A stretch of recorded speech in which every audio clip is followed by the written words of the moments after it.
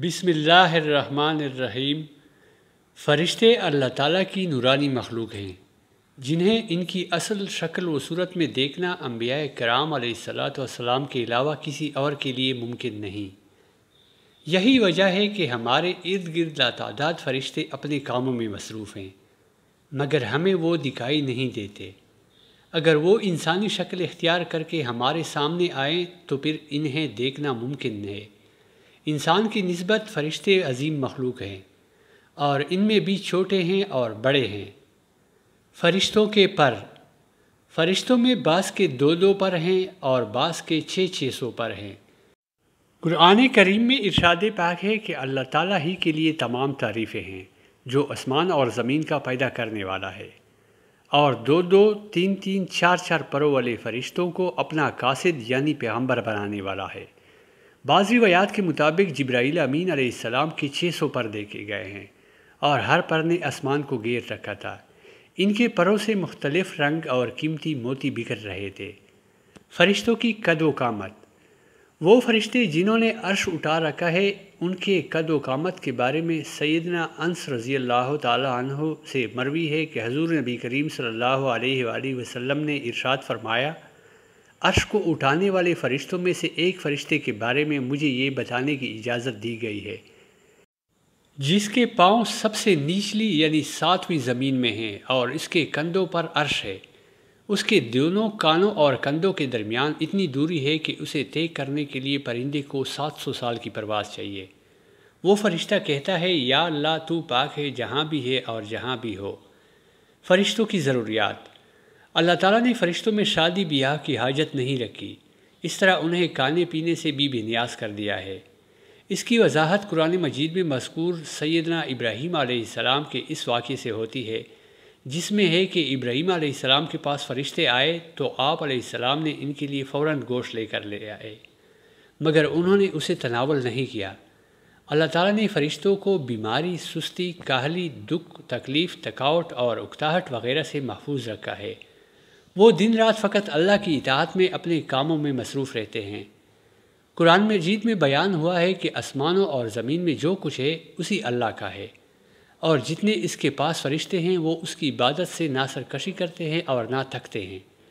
وہ دن رات اللہ کی تسبیح بیان کرتے ہیں اور ذرا سی بھی سستی نہیں کرتے۔ فرشتے تقریباً عام طور پر آسمانوں میں رہتے ہیں جو صرف اللہ کے حکم سے مختلف کاموں کے لیے زمین پر اترتے ہیں اور پھر واپس آسمان پر چلے جاتے ہیں۔ قرآن مجید میں ایک اور مقام پر خود فرشتوں کی یہ بات مذکور ہے، ہم تیرے رب کے حکم کے بغیر نہیں اترتے۔ فرشتوں کی تعداد، فرشتوں کی تعداد کتنی ہے اس کے بارے میں کوئی تفصیل نہیں ملتی، کیونکہ اللہ تعالیٰ کا فرمان ہے، تیرے رب کے لشکروں کو اس کے سوا اور کوئی نہیں جانتا۔ بعض حدیث سے معلوم ہوتا ہے کہ فرشتوں کی تعداد بہت زیادہ ہے، بلکہ اندازہ ہوتا ہے کہ انسانوں اور جنوں سے بھی ان کی تعداد زیادہ ہے۔ سیدنا ابو ذر رضی اللہ تعالیٰ عنہ سے مروی ہے کہ اللہ کے رسول صلی اللہ علیہ وآلہ وسلم نے فرمایا، آسمانوں میں کہیں 4 انگلیاں جگہ بھی ایسی نہیں جہاں کوئی فرشتہ سجدہ ریز نہ ہو۔ سیدنا عبداللہ بن مسعود رضی اللہ تعالیٰ عنہ سے مروی ہے کہ اللہ کے رسول صلی اللہ علیہ وآلہ وسلم نے فرمایا، قیامت کے روز جہنم کو اس حال میں لایا جائے گا کہ اس کی 70 لگامیں ہوں گی اور ہر لگام کے ساتھ 70,000 فرشتے ہوں گے جو اسے کھینچ کر لا رہے ہوں گے۔ فرشتوں کی ایک اہم خاصیت، فرشتوں کی ایک اہم خاصیت یہ بھی ہے کہ وہ اللہ تعالیٰ کے حکم سے اپنی شکل و صورت کے علاوہ کوئی اور صورت بھی اختیار کر سکتے ہیں۔ یہ صورت کسی ایسے انسان کی بھی ہو سکتی ہے جسے دیکھنے والے پہچان لیں۔ انسانوں کے علاوہ کسی اور جاندار کی صورت اختیار کرنے کی فرشتوں کو طاقت ہے یا نہیں، اس کے بارے میں قرآن و سنت میں کوئی صراحت یا ذکر نہیں ملتا۔ البتہ ان کی انسانی شکل اختیار کرنے کے واقعات ضرور ملتے ہیں جن سے یہ اندازہ ہوتا ہے کہ فرشتے اللہ تعالیٰ کے حکم سے دیگر شکلیں بھی اختیار کر سکتے ہیں۔ سیدنا ابراہیم علیہ السلام کے پاس فرشتے انسانی شکل میں آئے اور ابراہیم علیہ السلام نے ان فرشتوں کو پہچان نہ پائے۔ پھر فرشتوں کے بتانے پر آپ علیہ السلام کو معلوم ہوا کہ یہ انسان نہیں بلکہ فرشتے ہیں۔ سیدہ مریم علیہ السلام کے پاس جبرائیل امین علیہ السلام انسانی شکل میں تشریف لائے تھے۔ اور جبرائیل امین علیہ السلام سوائے 2 مرتبہ کے ہر مرتبہ نبی کریم صلی اللہ علیہ وآلہ وسلم کے پاس انسانی شکل میں تشریف لائے۔ فرشتوں کی طاقت۔ اللہ تعالیٰ نے فرشتوں کو انسانوں اور جنوں سے کئی گنا زیادہ قوت و طاقت عطا کر رکھی ہے۔ حضور نبی صلی اللہ علیہ وآلہ وسلم نے جب طائف کے مقام پر وہاں کے لوگوں کو اسلام کی دعوت پیش کی تو آپ صلی اللہ علیہ وآلہ وسلم پر وہاں کے لوگوں نے ظلم و جبر کی انتہا کر دی اور حضور نبی کریم صلی اللہ علیہ وآلہ وسلم کو لہو لہان کر دیا۔ تو اس مقام پر سیدنا جبرائیل امین علیہ السلام تشریف لائے۔ انہوں نے آواز دی اور کہا کہ اللہ تعالیٰ حضور نبی کریم صلی اللہ علیہ وآلہ وسلم کے بارے میں آپ کی قوم کی باتیں سن چکا ہے، جو انہوں نے آپ کے خلاف اقدام کیا وہ بھی دیکھ چکا ہے۔ آپ کے پاس اللہ تعالیٰ نے پہاڑوں کا فرشتہ بھیجا ہے، آپ ان لوگوں کے بارے میں جو چاہیں اس فرشتے کو حکم دیں۔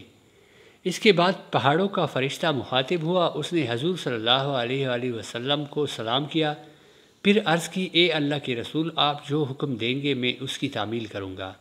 اگر آپ چاہیں تو میں دونوں طرف کے پہاڑوں کو ان پر لا کر ملا دوں جن سے یہ پس جائیں گے۔ اس طرح جبرائیل امین علیہ السلام کی قوت و طاقت کے بارے میں قرآن مجید میں ہے۔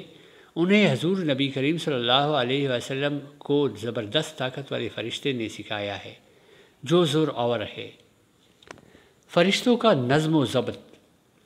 فرشتے اپنے ہر کام میں نظم و ضبط کی پابندی کرتے ہیں، جس میں کسی قسم کی کمی بیشی یا سستی اور کاہلی وغیرہ کا مظاہرہ نہیں کرتے۔ جن فرشتوں کی جب اور جہاں ڈیوٹی شروع ہوتی ہے وہ اس وقت وہاں پہنچ جاتے ہیں اور اسے احسن طریقوں سے سر انجام دیتے ہیں۔ فرشتوں کی موت۔ جس طرح انسانوں کی پیدائش اور موت کے مختلف مراحل ہوتے ہیں، فرشتوں کے لیے یہ مراحل نہیں ہیں، یعنی دنیا میں نئے انسان پیدا ہوتے ہیں اور پہلے موجود انسان فوت ہوتے رہتے ہیں، لیکن اس کے برعکس جب اللہ تعالیٰ نے فرشتوں کو پیدا کیا تب سے وہ زندہ ہیں اور قیامت قائم ہونے تک جب تک اللہ پاک چاہیں گے وہ زندہ رہیں گے۔ تب تک اللہ تعالیٰ کی طرف سے انہیں جو ذمہ داریاں دی گئی ہے انہیں احسن طریقے سے وہ پورا کرتے رہیں گے، لیکن جب قیامت آئے گی تو یہ فرشتے بھی موت سے دوچار ہوں گے۔ پھر ایک ایسا وقت آئے گا جب کائنات میں اللہ تعالیٰ کے علاوہ کوئی چیز زندہ نہ رہے گی۔ اسی صورتحال کو قرآن مجید میں اس طرح بیان کیا گیا ہے، زمین پر جو ہیں سب فنا ہونے والے ہیں، صرف تیرے رب کی ذات جو عظمت اور عزت والی ہے وہی باقی رہ جائے گی۔ اس طرح ایک اور مقام پر ارشاد ہوا ہے کہ ہر نفس کو مرنا ہے۔ دوستو، اگر آپ کو یہ ویڈیو اچھی لگی ہو تو برائے مہربانی ویڈیو کو لائک اور چینل کو سبسکرائب کیجیے گا۔ آپ سب کا بہت بہت شکریہ۔